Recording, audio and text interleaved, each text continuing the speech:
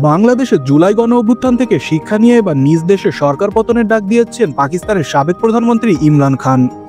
সম্প্রতি নিজ দল পিটিআই নেতাকর্মীদের উপর অন্যায় নির্যাতন ও দমনপীড়নের প্রতিবাদে প্রবাসী পাকিস্তানিদের প্রতি রেমিটেন্স পাঠানো বন্ধ রাখার আহ্বান জানিয়েছেন ইমরান খান।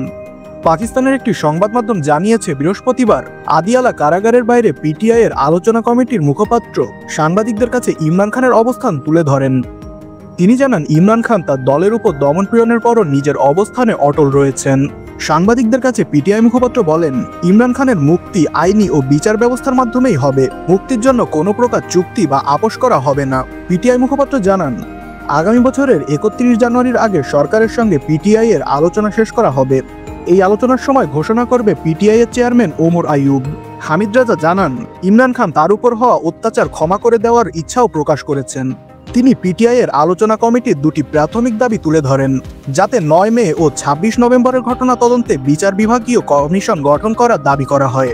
সাংবাদিকদের সামনে কথা বলার সময় ইমরান খানের কারাবাস দীর্ঘায়িত করার জন্য নতুন মামলা দায়ের করার অভিযোগও করেন পিটিআই মুখপাত্র।